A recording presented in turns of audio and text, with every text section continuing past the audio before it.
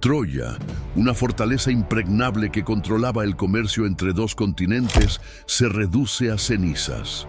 Los culpables, la gente del mar, guerreros misteriosos que salieron de la nada, destruyendo imperios milenarios en cuestión de meses, terremotos devastadores, sequías apocalípticas, ruined commercial systems, la tormenta perfecta que destruyó toda una civilización. ¿Qué pasó realmente ese verano sangriento que terminó con la Edad de Bronce? La respuesta está enterrada en las cenizas de una colina turca, y su misterio de 3000 años es una advertencia para nuestro propio mundo interconectado. Retrocedamos en el tiempo hasta aproximadamente el año 1250 a.C. El mundo del Mediterráneo oriental era un lugar muy diferente al que conocemos hoy. Era la Edad de Bronce, una época dorada donde grandes civilizaciones florecían como nunca antes. Los hititas dominaban vastos territorios en lo que hoy es Turquía. Los micénicos controlaban Grecia con sus imponentes palacios fortificados, y el poderoso Egipto de los faraones se extendía a lo largo del Nilo. Estas no eran civilizaciones aisladas, viviendo en la oscuridad. Por el contrario, estaban conectadas por una red comercial tan sofisticada que haría sentir orgulloso a cualquier empresario moderno. En el corazón de esta red comercial se encontraba una ciudad que controlaba uno de los puntos más estratégicos del mundo antiguo, Troya. Situada en la colina de Hisarlik, en lo que hoy es la costa noroeste de Turquía, Troya no era solo una ciudad más. Era la llave que abría y cerraba el paso entre Europa y Asia, el guardián del estrecho de los Dardanelos. Cualquier barco que quisiera comerciar entre el Mar Negro y el Mediterráneo tenía que pasar por allí, y los troyanos se aseguraban de cobrar su parte. Era como tener el control de un peaje en la autopista más transitada del mundo antiguo. La ciudad misma era impresionante. Arqueólogos han descubierto que Troya VI, la versión de la ciudad que existía alrededor del 1250 a.C., tenía murallas ciclópeas de hasta 9 metros de altura y 5 metros de ancho. Estas no eran simples paredes de piedra, eran obras maestras de ingeniería construidas con bloques de caliza tan perfectamente encajados que ni siquiera una hoja de cuchillo podría deslizarse entre ellos. La ciudad se alzaba en terrazas, con el palacio real en la parte más alta, dominando tanto el estrecho como las rutas comerciales terrestres que serpenteaban hacia el interior de Anatolia. Pero Troya no era solo una fortaleza. Era un centro cosmopolita donde se mezclaban culturas, idiomas y tradiciones. Los arqueólogos han encontrado cerámicas micénicas junto a sellos hititas, joyas egipcias al lado de armas balcánicas. Era una ciudad donde un comerciante chipriota podía encontrarse con un artesano sirio, donde las especias del Levante se mezclaban con el ámbar del Báltico. La población de Troya VI se estima entre 5.000 y 10.000 habitantes, una cifra considerable para la época, que la convertía en una de las ciudades más pobladas de su región. Sin embargo, toda esta prosperidad estaba a punto de llegar a un final dramático, porque alrededor del 1200 a.C. algo terrible sucedió, no solo en Troya, sino en todo el Mediterráneo oriental. Ciudades prósperas fueron reducidas a cenizas, imperios que habían durado siglos colapsaron en décadas, y un misterioso grupo de invasores, conocidos solo como los pueblos del mar, comenzó a aparecer en los registros históricos, dejando un rastro de destrucción que cambiaría para siempre el curso de la civilización occidental. La historia de cómo redescubrimos Troya es tan fascinante como la propia ciudad antigua. Todo comenzó con un niño alemán llamado Heinrich Schliemann, nacido en 1822 en una pequeña aldea de Mecklenburg. Como tantos niños de su época, Schliemann creció escuchando las historias de la Ilíada y la Odisea. Pero a diferencia de otros, él nunca dejó de creer que estas historias eran reales. Mientras sus compañeros de clase las veían como mitos hermosos, Heinrich estaba convencido de que en algún lugar del mundo existía una ciudad llamada Troya, esperando ser encontrada. Su camino hacia la arqueología fue cualquier cosa menos directo. Schliemann no nació en una familia rica, por lo que tuvo que trabajar desde joven. Se convirtió en comerciante y resultó ser extraordinariamente bueno en ello. Viajó por Europa, aprendió múltiples idiomas, llegó a dominar más de una docena y gradualmente construyó una fortuna considerable. Pero nunca olvidó su sueño de juventud. Durante sus viajes de negocios, estudiaba textos antiguos, memorizaba pasajes de Homero y desarrollaba teorías sobre dónde podría estar ubicada la verdadera Troya. En 1868, cuando ya era un hombre rico de 46 años, Schliemann finalmente pudo dedicarse a su verdadera pasión. Había identificado un sitio en la colina de Hisarlik, en la actual Turquía, como el lugar más probable donde había estado Troya. No era el único en pensarlo. Algunos eruditos ya habían sugerido esta ubicación. Pero Schliemann fue el primero en tener tanto el dinero como la determinación para hacer algo al respecto. En 1870 comenzó las excavaciones que cambiarían para siempre nuestra comprensión del mundo antiguo. Sus métodos, hay que decirlo, eran brutales según los estándares modernos. Schliemann no era un arqueólogo entrenado, era un hombre obsesionado con una misión. Empleó a cientos de trabajadores y literalmente voló secciones enteras de la colina con dinamita, buscando la verdadera Troya homérica. En el proceso, destruyó evidencia invaluable de múltiples periodos históricos, pero también hizo descubrimientos extraordinarios. En 1873 encontró lo que él llamó el Tesoro de Príamo, una colección deslumbrante de objetos de oro, plata y bronce que parecían confirmar que había encontrado la ciudad de los reyes troyanos. El hallazgo causó sensación mundial. Por primera vez, parecía que los poemas de Homero no eran solo literatura, sino historia. Schliemann se convirtió en una celebridad internacional y sus excavaciones continuaron durante décadas. Aunque sus métodos eran cuestionables y muchas de sus interpretaciones resultaron ser incorrectas, su contribución fue inmensa. Había demostrado que la arqueología podía hacer que el pasado antiguo cobrara vida de una manera que nunca antes había sido posible. Más importante aún, había encontrado evidencia de que una ciudad próspera y poderosa había existido realmente en el lugar donde Homero había situado Troya. Para entender verdaderamente lo que le sucedió a Troya, necesitamos comprender el extraordinario mundo del que formaba parte. La Edad de Bronce tardía no era una época de barbarie y aislamiento, como muchos podrían imaginar. Era un período de sofisticación internacional que en muchos aspectos rivalizaba con nuestro mundo moderno. Las grandes potencias de la época mantenían embajadas permanentes entre sí, intercambiaban cartas diplomáticas, celebraban matrimonios dinásticos y habían desarrollado un sistema comercial que se extendía desde España hasta Afganistán. En el norte, el imperio hitita dominaba gran parte de lo que hoy es Turquía. Los hititas eran maestros de la diplomacia y la guerra, pioneros en el uso del hierro y creadores de uno de los primeros códigos legales conocidos. Su capital, Hattusa, era una maravilla arquitectónica con murallas que se extendían por kilómetros, templos monumentales y un sistema de túneles subterráneos que permitía el movimiento secreto de tropas. Los hititas hablaban una lengua indoeuropea relacionada con el sánscrito y el griego y habían desarrollado su propio sistema de escritura cuneiforme. Su imperio era tan vasto que tenían que lidiar constantemente con rebeliones en las fronteras, especialmente en el oeste, donde una misteriosa confederación llamada Ahiyawa, posiblemente los micénicos, causaba problemas regulares.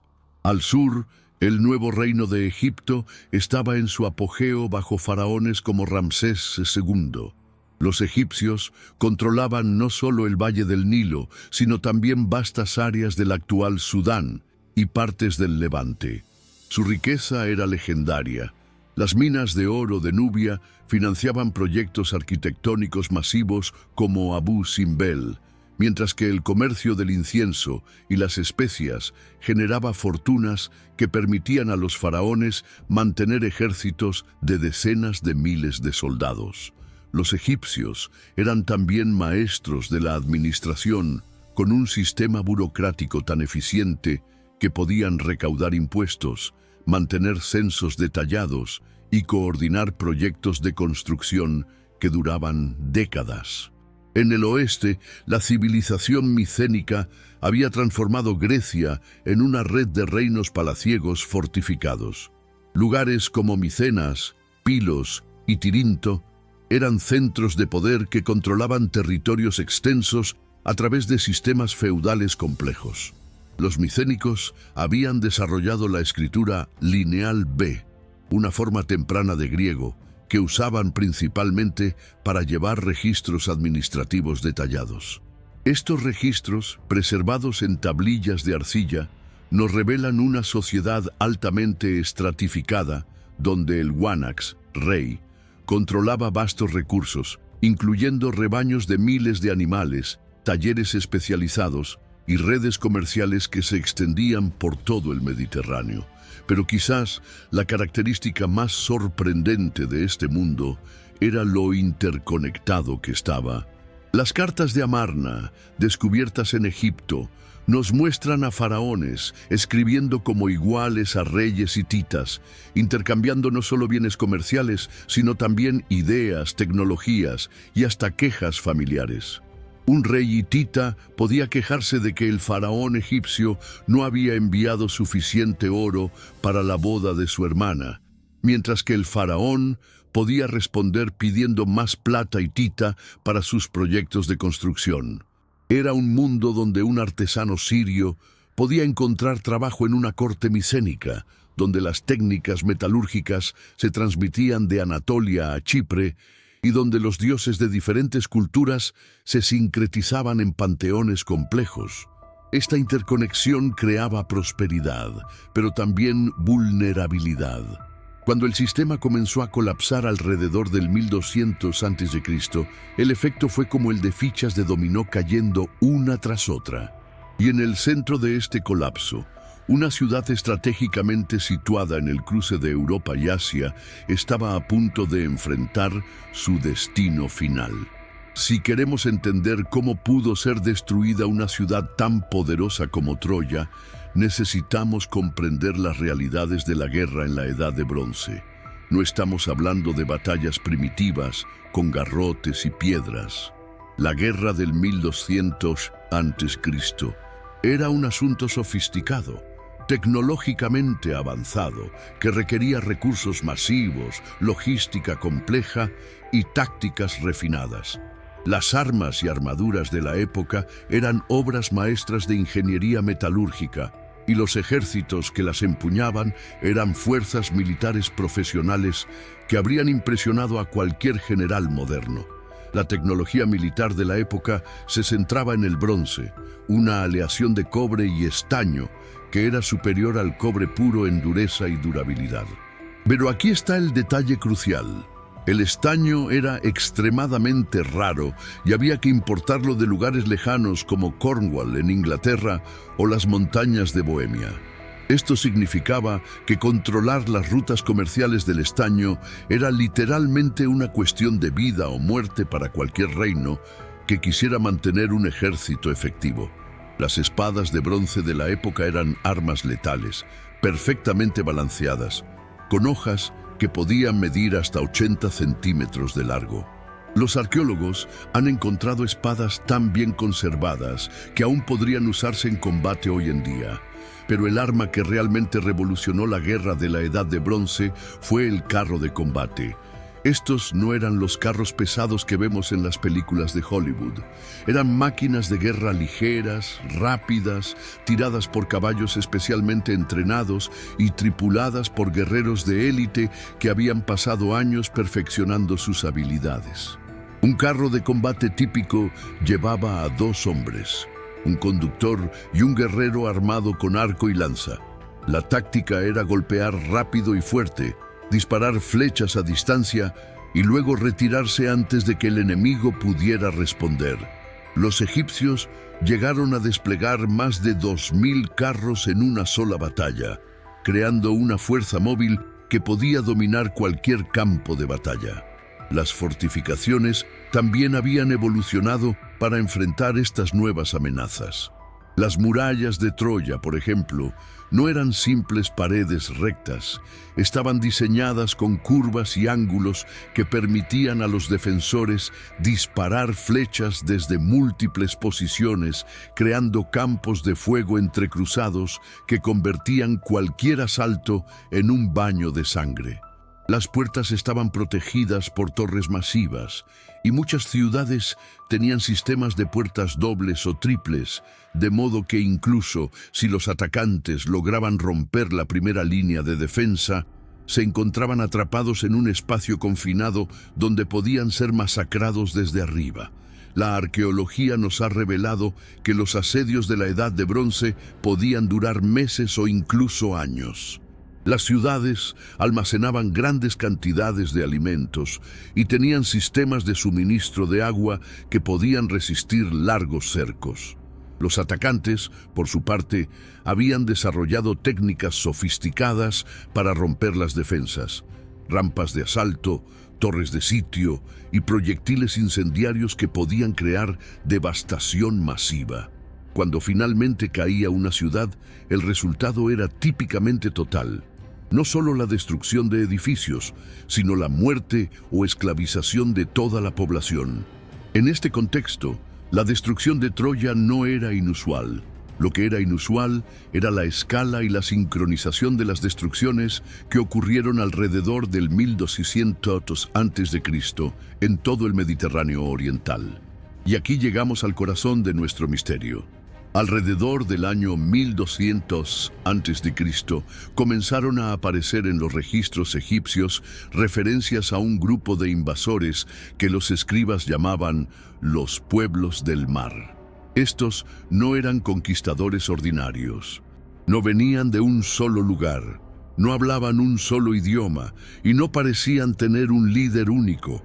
En cambio, eran descritos como una confederación de pueblos diferentes, unidos por algún propósito común, que se movían por el Mediterráneo oriental como una tormenta destructiva, atacando ciudades, destruyendo imperios y desapareciendo en la bruma de la historia tan misteriosamente como habían aparecido.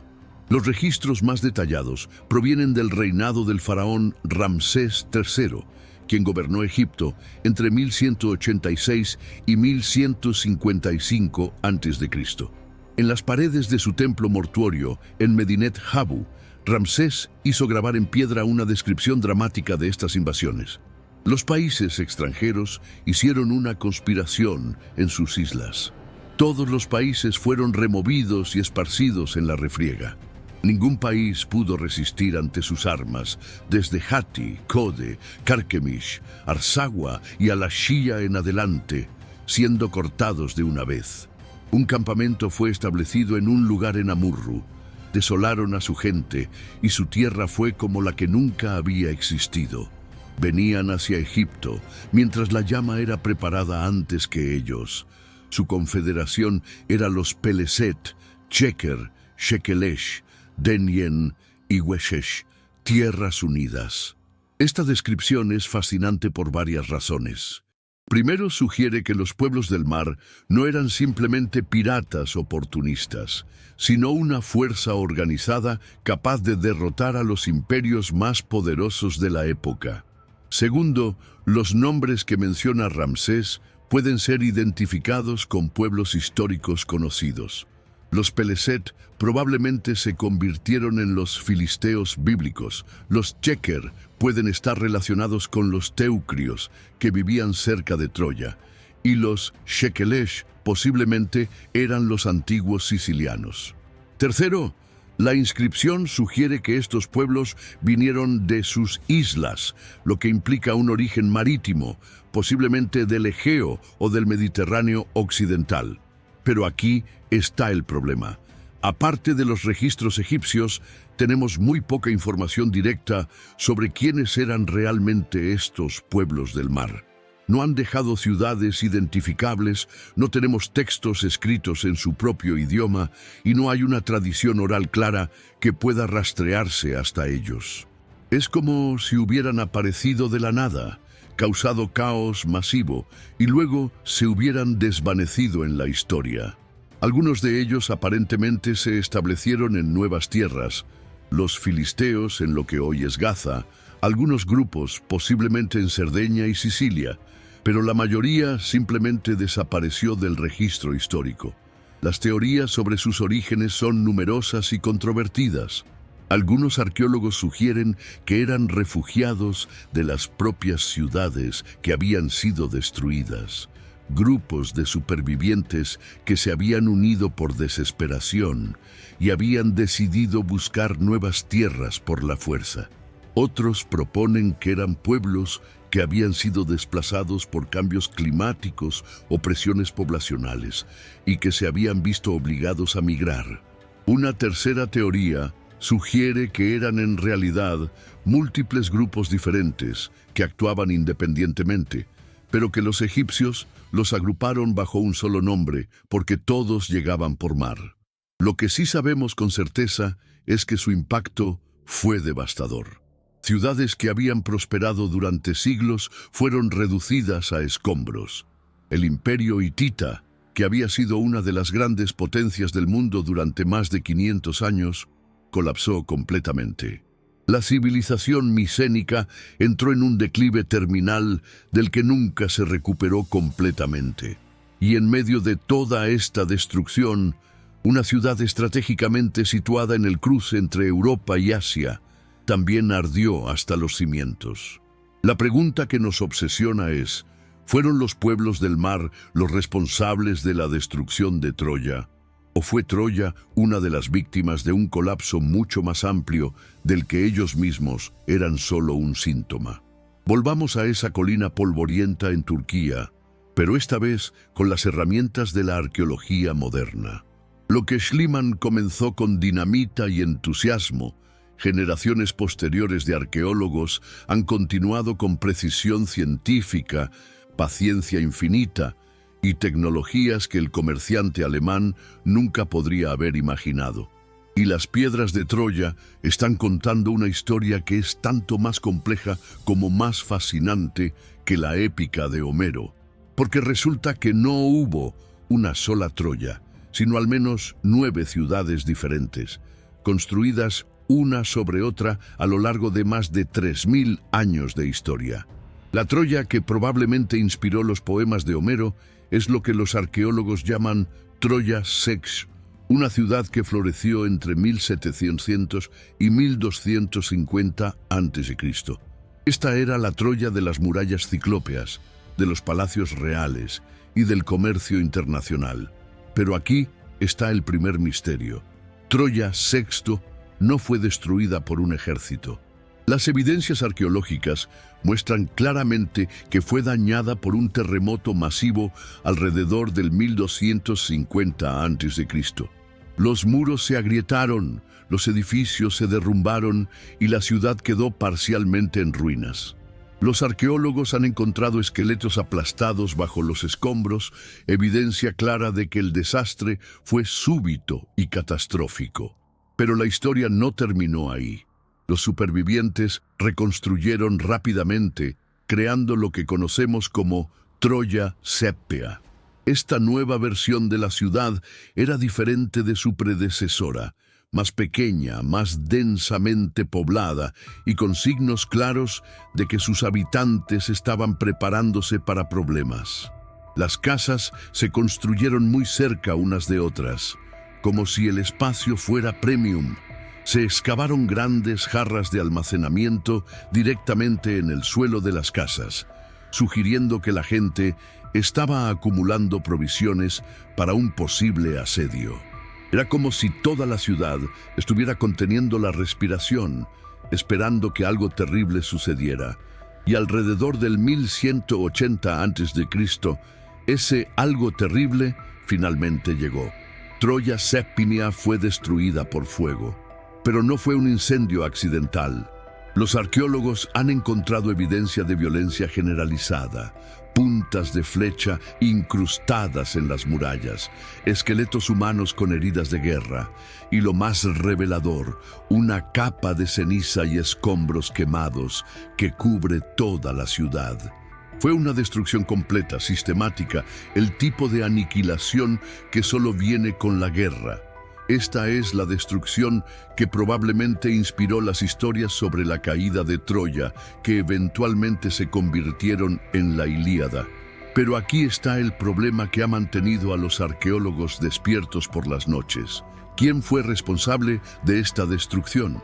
La respuesta tradicional sería los griegos. Pero la evidencia arqueológica no respalda esta conclusión simple. Para empezar, la civilización micénica estaba en declive terminal para el 1180 a.C.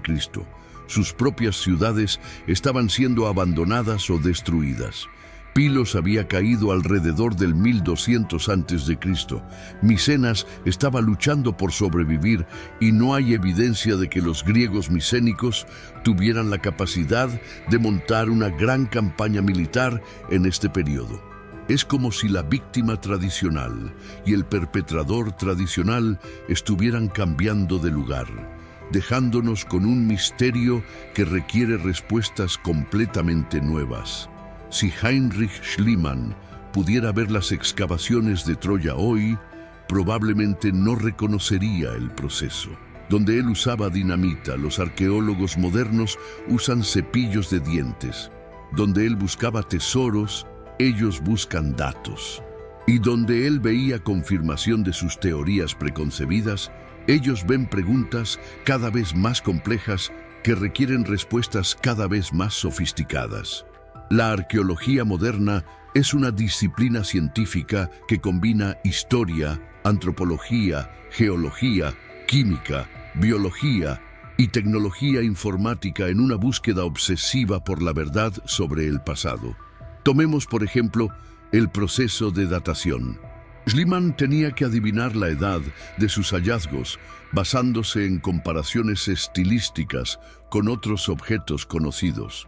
Los arqueólogos modernos pueden usar datación por carbono 14 para determinar la edad de cualquier material orgánico con una precisión de décadas. Pueden usar termoluminiscencia para datar cerámicas, dendrocronología para fechar madera y análisis de isótopos para determinar de dónde vinieron los materiales. En Troya, estos métodos han revelado que la ciudad fue continuamente ocupada durante más de 3000 años, con periodos de destrucción y reconstrucción que crean una estratigrafía compleja que cuenta la historia de la ciudad capa por capa. Pero quizás la revolución más importante ha sido la aplicación del análisis de ADN a restos humanos antiguos.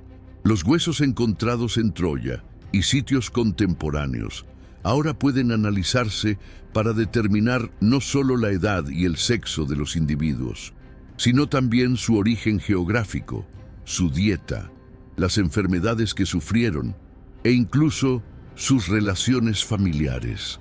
Este análisis ha revelado que la población de Troya era notablemente diversa, con personas de orígenes anatólicos, balcánicos e incluso del Levante viviendo juntas en la ciudad. Es evidencia directa de que Troya era verdaderamente un centro cosmopolita donde las culturas se mezclaban. La tecnología de imágenes también ha transformado la arqueología. Los arqueólogos ahora pueden usar radar de penetración terrestre para ver estructuras enterradas sin excavarlas. LIDAR para crear mapas tridimensionales precisos de sitios arqueológicos y análisis de imágenes satelitales para identificar sitios potenciales desde el espacio. En Troya, estas tecnologías han revelado que la ciudad era mucho más grande de lo que se pensaba anteriormente, con suburbios extensos que se extendían por kilómetros más allá de las murallas centrales. También han identificado sistemas de túneles subterráneos, cisternas de agua y estructuras defensivas que habían pasado desapercibidas durante más de un siglo de excavaciones. Pero quizás el desarrollo más emocionante es el uso de simulaciones por computadora para recrear eventos antiguos. Los arqueólogos ahora pueden crear modelos digitales de ciudades antiguas, simular batallas históricas y probar diferentes teorías sobre cómo pudieron haber ocurrido los eventos. En el caso de Troya, estas simulaciones han demostrado que la ciudad era prácticamente inexpugnable para los ejércitos de la época, lo que hace aún más misterioso cómo fue finalmente destruida. También han revelado que la ubicación de Troya la hacía vulnerable a terremotos, confirmando las evidencias geológicas de que los desastres naturales jugaron un papel importante en la historia de la ciudad. La destrucción de Troya no fue un evento aislado. Alrededor del 1205 a.C., ciudad tras ciudad en todo el Mediterráneo oriental sufrió el mismo destino terrible. Era como si una plaga de violencia hubiera infectado todo el mundo civilizado, destruyendo en décadas lo que había tomado siglos construir. Para entender lo que realmente le pasó a Troya, necesitamos mirar este patrón más amplio de destrucción, porque solo viendo el panorama completo podemos comenzar a comprender las fuerzas que estaban en juego. Ugarit, en la costa de lo que hoy es Siria, era una de las ciudades más prósperas del mundo antiguo. Era un centro comercial que rivalizaba con Troya en importancia, un lugar donde los comerciantes de todo el Mediterráneo se reunían para intercambiar bienes, ideas y noticias. Los archivos de Ugarit, escritos en tablillas cuneiformes, nos dan una imagen extraordinariamente detallada de la vida urbana sofisticada. Contratos comerciales, correspondencia diplomática, textos religiosos e incluso literatura. Pero alrededor del 1200 a.C., Ugarit fue destruida tan completamente que nunca se recuperó. Los arqueólogos han encontrado las últimas tablillas de la ciudad. Algunas de ellas describen la llegada de enemigos del mar y luego silencio total. En Creta, el gran palacio de Cnosos, centro de la civilización minoica, también muestra signos de destrucción violenta alrededor de este periodo. Los minoicos habían sido una potencia marítima durante más de 1000 años, controlando el comercio en el Egeo Oriental y manteniendo una cultura sofisticada que influenció a todo el Mediterráneo. Pero sus palacios fueron quemados, sus ciudades abandonadas y su sistema de escritura, el lineal A, desapareció para siempre. En el continente griego, Pilos, uno de los centros más importantes de la civilización micénica, fue destruida alrededor del 1200 a.C. Los archivos del palacio, escritos en lineal B, terminan abruptamente y la ciudad nunca fue reconstruida. Pero quizás el caso más dramático es el de Hattusa, la capital del imperio hitita. Los hititas habían sido una superpotencia durante más de 500 años, controlando un imperio que se extendía desde el Egeo hasta el Éufrates. Hattusa era una ciudad masiva con murallas de 8 kilómetros de perímetro, templos monumentales y archivos que contenían miles de tablillas cuneiformes. Pero alrededor del 1200 a.C., la ciudad fue sistemáticamente destruida.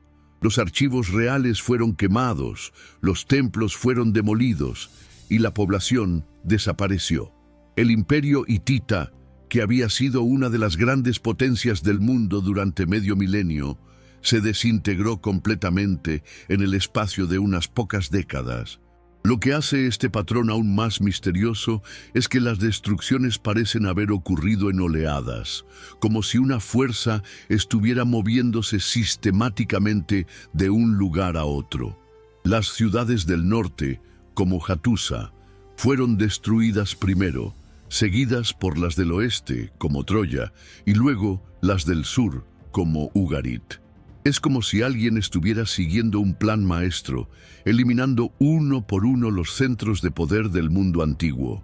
Y sin embargo, no tenemos evidencia clara de quién estaba detrás de este plan, o incluso si había un plan en absoluto. Podría haber sido coincidencia, una serie de catástrofes locales que se combinaron para crear un efecto dominó. O podría haber sido algo más siniestro. Una fuerza coordinada que tenía tanto la capacidad como la voluntad de destruir la civilización tal como la conocían. Ahora llegamos a la pregunta que ha obsesionado a los historiadores durante más de un siglo. ¿Fueron los misteriosos pueblos del mar los responsables de la destrucción de Troya? La evidencia es tentadora pero frustrante, como un rompecabezas donde tenemos algunas piezas clave, pero no la imagen completa. Las coincidencias son demasiadas para ignorarlas, pero las pruebas directas son esquivas. Es como tratar de resolver un crimen de 3000 años de antigüedad, donde los testigos están muertos, las pruebas están enterradas y los sospechosos se han desvanecido en la bruma de la historia. Empecemos con las coincidencias temporales.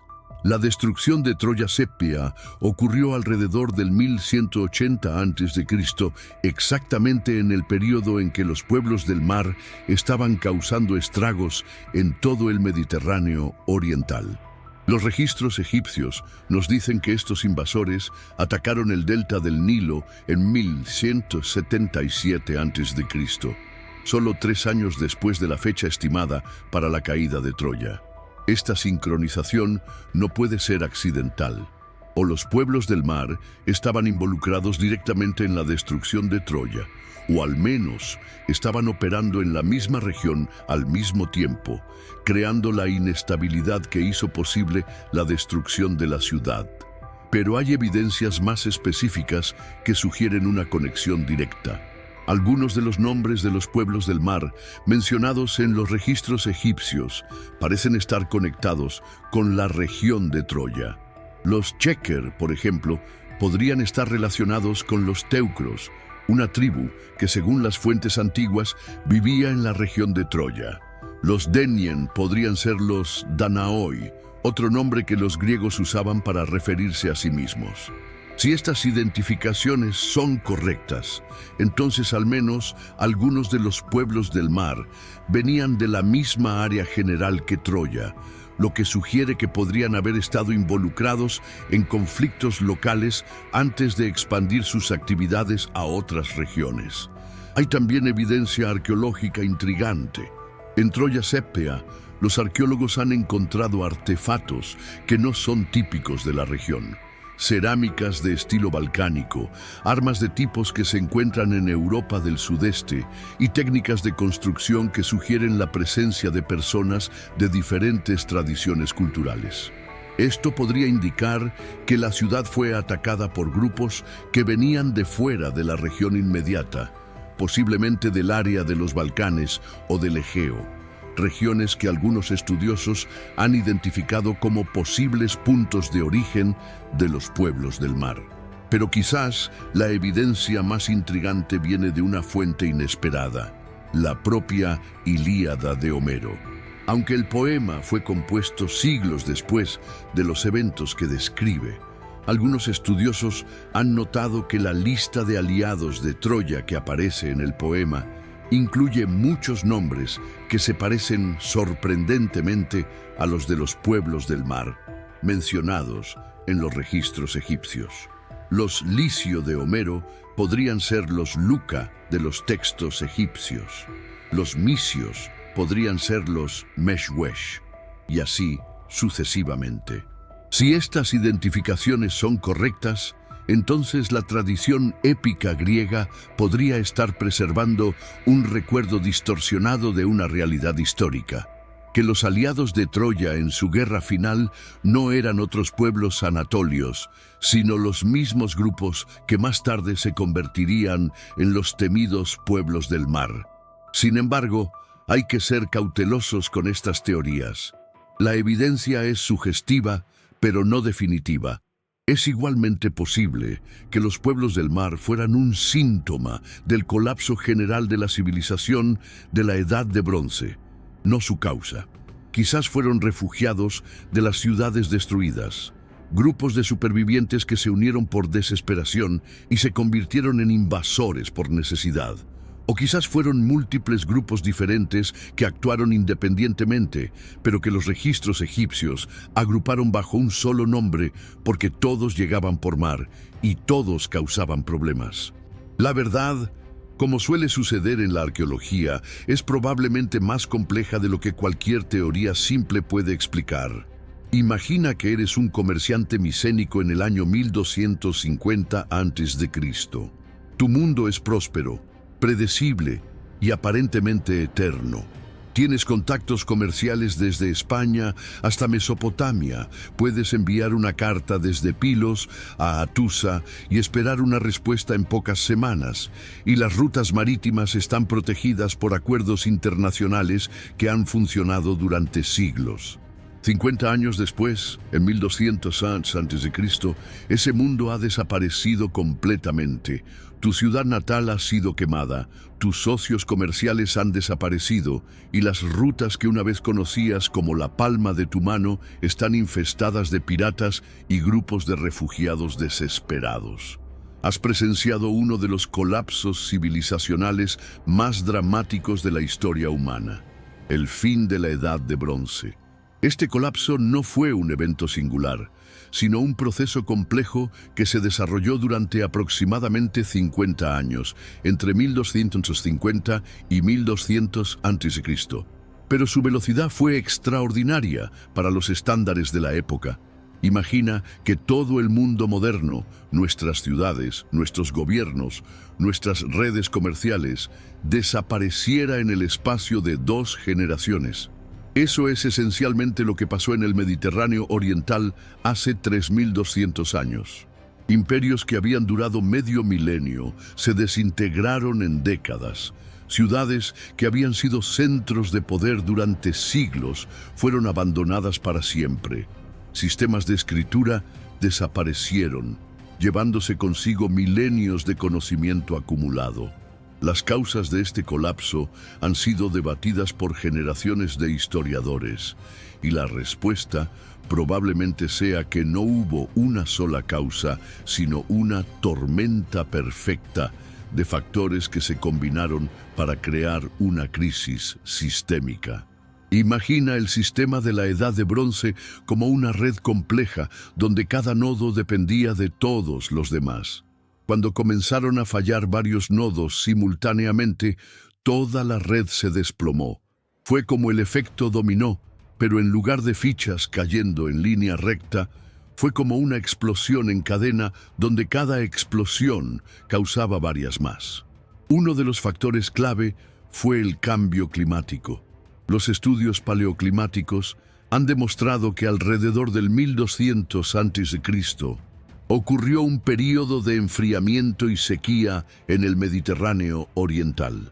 Las cosechas fallaron, los ríos se secaron y las poblaciones comenzaron a morir de hambre. En una sociedad agrícola, esto era literalmente una cuestión de vida o muerte. Las tablillas de Pilos, que datan de los últimos años antes de la destrucción de la ciudad, mencionan envíos desesperados de bronce para ser convertido en herramientas agrícolas, sugiriendo que estaban luchando contra una crisis de subsistencia. Cuando la gente tiene hambre, hace cosas desesperadas. Abandona sus hogares, ataca a sus vecinos o se une a bandas de saqueadores. Pero el clima solo fue el desencadenante. El problema más profundo era que la civilización de la Edad de Bronce se había vuelto demasiado compleja para su propia estabilidad. Era como un castillo de naipes gigantesco, impresionante mientras se mantenía en pie, pero extremadamente vulnerable a cualquier perturbación. Las ciudades dependían del comercio internacional para metales básicos como el estaño y el cobre. Los ejércitos dependían de redes logísticas complejas para mantenerse equipados. Los gobiernos dependían de burocracias elaboradas para recaudar impuestos y coordinar actividades. Cuando cualquiera de estos sistemas comenzó a fallar, causó efectos en cascada que hicieron fallar a los demás. Y una vez que el proceso comenzó, fue imposible detenerlo. Durante más de un siglo, los historiadores han propuesto teorías cada vez más sofisticadas sobre qué causó exactamente el colapso de la Edad de Bronce. Es como un caso criminal masivo, donde tenemos las víctimas, las ciudades destruidas, evidencia del crimen, las capas de ceniza y destrucción, pero múltiples sospechosos y motivos posibles. Cada nueva excavación arqueológica, cada nuevo análisis científico y cada nuevo descubrimiento textual añade piezas al rompecabezas, pero también hace el panorama general más complejo y matizado. La teoría más antigua y popular es la de la invasión masiva. Según esta hipótesis, grupos de guerreros nómadas o seminómadas, posiblemente originarios de las estepas del norte o las montañas de los Balcanes, descendieron sobre las civilizaciones prósperas del sur como una avalancha humana. Estos invasores, equipados con armas de hierro superiores y tácticas militares más efectivas, simplemente arrollaron a los ejércitos de bronce de las civilizaciones establecidas. Los pueblos del mar serían parte de esta oleada invasora, grupos que llegaron por mar mientras otros atacaban por tierra. Esta teoría tiene el atractivo de la simplicidad. Villanos claros, víctimas claras y un resultado claro. Pero las evidencias arqueológicas modernas han complicado esta narrativa simple. Para empezar, no hay evidencia de una adopción masiva del hierro hasta varios siglos después del colapso. Las armas encontradas en los sitios de destrucción siguen siendo principalmente de bronce.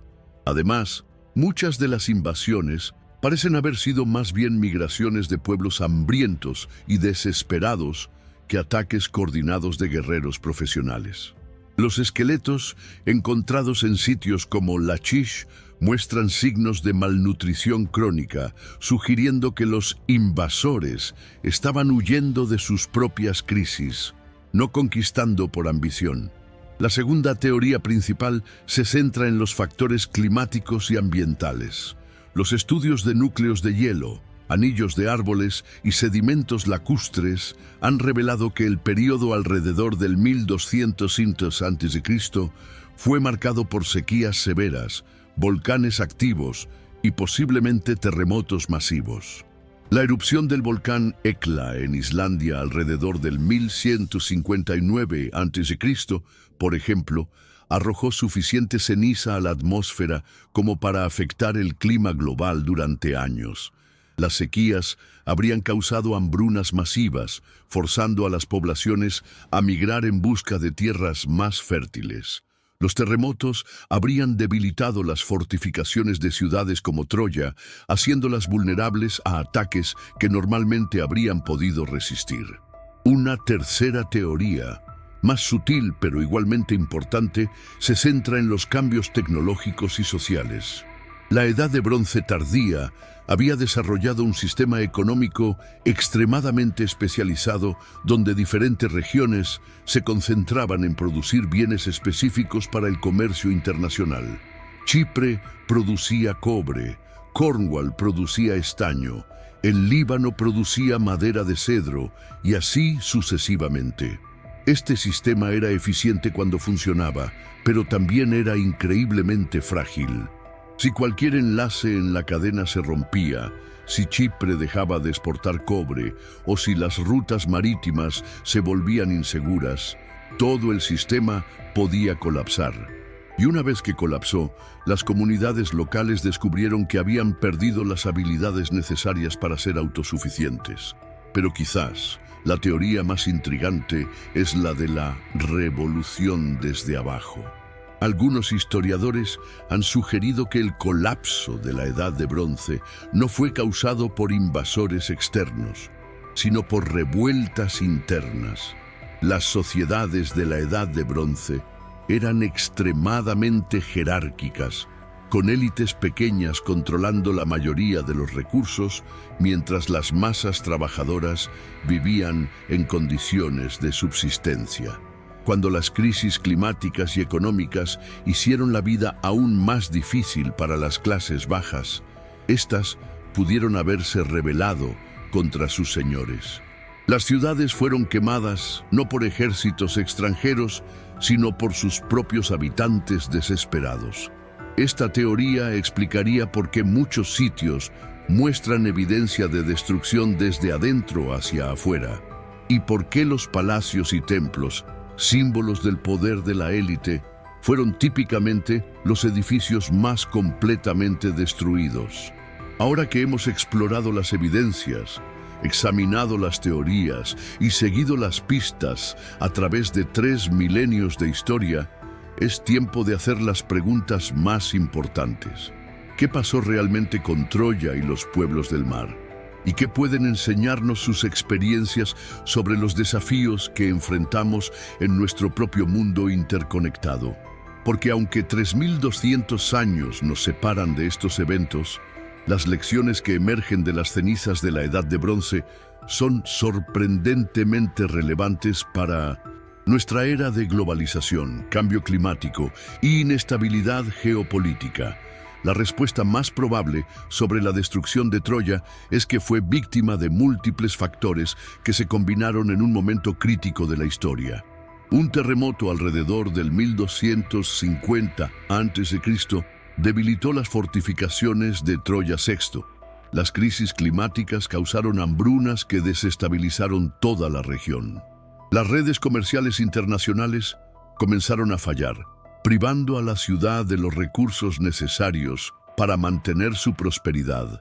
Los pueblos del mar, probablemente una mezcla de refugiados, aventureros y oportunistas de diferentes orígenes, aprovecharon esta debilidad para atacar la ciudad debilitada. Troya Sépinia cayó no porque sus defensores fueran débiles, sino porque enfrentó una tormenta perfecta de adversidades que habrían abrumado a cualquier ciudad de la época.